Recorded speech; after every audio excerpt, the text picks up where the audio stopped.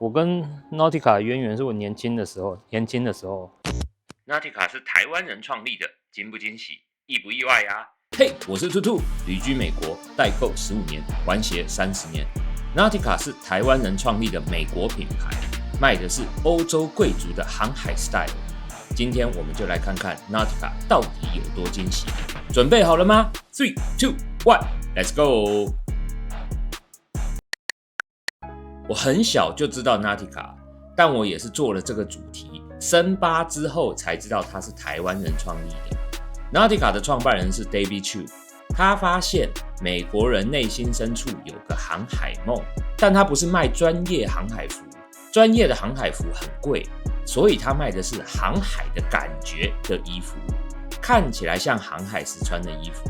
他成功的把这种贵族运动平民化。Nautica 可以算是一个华人创造的美式神话。Nautica 卖的不是衣服，是一种感觉，而这种感觉是可以被量产、被转卖、被印在鼻毛刀上的。所以感觉真的很重要，感觉对了，什么都对了，就算只是看起来像，也是 OK 的。2003年 David Chu 把 Nautica 卖给 VF，2018年VF 又把 Nautica 卖给 ABG， 跟我们直觉反应想的完全不一样。不是所有品牌卖掉都是因为经营不善，有时候是看到自己经营的上限，有时候是看到肥肥的支票。确实有时候是值得想一想，死守着一个产业，自己经营一辈子，虽然赚一辈子，但一辈子都被绑住。换个角度想，卖掉了，落袋为安，也足够吃一辈子了，说不定还可以做些其他自己想做的事。当年 Elon Musk 就卖掉 PayPal， 赚到又一桶金。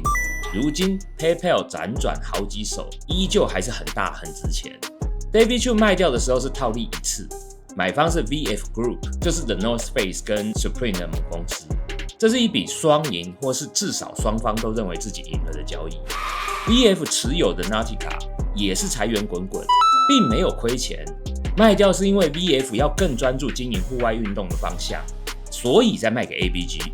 这一次也是双赢的，或是又是双方都认为自己赢了的交易。这些人都是商人，商人是不会做赔钱的生意的。一样最后是被商标租赁公司买去，但每个品牌的命运大不相同，都是被 ABG 买走。Reebok 就走向轻资产，门市能收就收，只留电商，尽量不要大成本的研发，最好的外包，最好都躺赚授权费。但 Nautica 没有，还是宝贝。Nautica 一样有乱七八糟的授权，一样有电商，但 Outlet 留着，经营的可认真了，店员都快比客人还多了。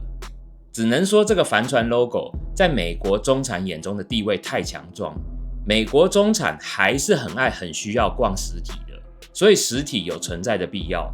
Nautica 的实体店面就是维持它高级感假象的最后一道防线。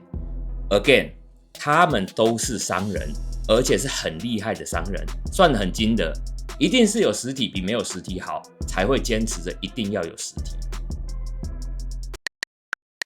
Nautica 的 logo 是 J Class，J Class 代表一种船型，代表的是顶级、经典、贵族航海的意象，反正就是很厉害。所以 David Chu 选它来当 logo， 他选它来当 logo， 他也很厉害。它的这个帆船 logo 啊，这个真的超级强。它这个不管在什么时候啊，感觉都是很高贵，然后实际上不贵。它这个高贵不贵的意象真的很强大。基本上你看到帆船，你就想到 Nautica， 这真的超强的。流行会过期，但海洋啊、帆船啊、自由啊，甚至中产的样子不会。这几个字牢牢的镶在 Nautica 的 logo 上了。即便现在老板换成 ABG， 他们只是在收割这个华人所创造的符号遗产。我觉得它的 logo 啊，真的选得很好。就你看到这个 logo， 它不会是折扣店里面最便宜的，然后当然它也不会是最贵的，就是 OK 的，你就会是觉得是安全的。所以无论它再怎么乱七八糟授权，就算是 Nautica 的鼻毛刀，你也会觉得那是海洋的、自由的、美式中产的鼻毛刀，就是这么刻骨铭心，就是这么扯。对于我而言呢 ，Nautica 在我心中是有一席之地的。小年轻时期的我，那时候还没有来美国，既不是美国中产，我也不喜欢海洋跟帆船，但是我喜欢 hip hop。年轻的时候，我们最初能接触到的比较美式又比较亲民的美国品牌 Nautica 就是其中之一。可能是因为它本来就是针对美国中产设计的，所以美式风格感觉就是特别正宗，加上美式版型偏大，颜色又鲜艳，看起来也很高贵，整个就真的很嘻哈。以前觉得它是硬核 hip hop， 现在看啊，觉得它不 hip hop 了，反而觉得超级美式老爹，好像从美式街头叛逆转身变成美式中产阶级。又或许啊，看起来很有钱，但价格很亲民这套啊，本来就是大小通吃，老少咸宜。现在回想起来啊，所以我当年穿的不是 hip hop， 是一个美国中产老爹的样子。哎呀呀呀呀呀呀呀！那题外话啊，我年轻的时候穿的设计就是这个样，到现在还是这个样。我真心的觉得他很厉害，衣服不就是衣服吗？他能做出价值，真的就是他本事。Nautica 不是因为太烂而被踢来踢去，完全相反，是因为它太好用了。它是资本市场里的顶级现金奶牛。Nautica 既是百货公司的刚需，所谓的 anchor brand， 因为它看起来高贵但不贵，所以正中百货中等消费的甜点。我是指 Sweet Spot。Nautica 真的也是到处都是，从 Macy's 啊、折扣店啊、TJ Maxx、Marshalls、Ross 啊，通通都是。Outlet 啊，还有我们现在在的 Belk， 真的到处都是。在美国，像 Macy's 啊这种百货公司，它不摆 Nautica， 整层男装部就感觉少了灵魂。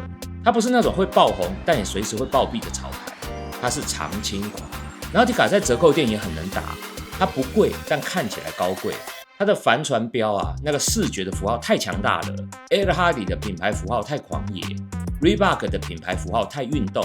Nautica 代表的海洋、帆船、自由是中性的、高级的、大众接受度极高的。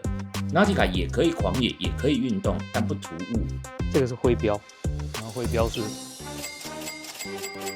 所以它授权给谁啊？谁都能赚钱。ABG 买下它，就像买了一个印钞机的授权码。David Chu 卖的不是衣服，是美国梦。那个美国梦的主角又是欧洲人，就是他把遥不可及的贵族的航海的感觉平价卖给中产。这是 Nautica 的灵魂，一切都来自 David Chu 脑中的那个梦想。所以，如果你内心有什么梦想，千万不要告诉别人，那是你的宝贝。也不要小看那个梦想，把它变成一种感觉，打磨它，也许有一天就换你创造神话。如果你能发现别人心中的梦想，也是可以的。David Chu 卖的不是衣服，是 Nautica， 卖了5.8亿美金。加油，我们也可以的。OK， 如果你喜欢美国生活、shopping、折扣店这类的内容，我们每周都会更新，别忘了订阅，这样就不会错过了。有什么店想看、想听我聊的，也欢迎留言告诉我。人生继续，我们下回见，拜拜拜拜拜拜拜拜拜拜拜。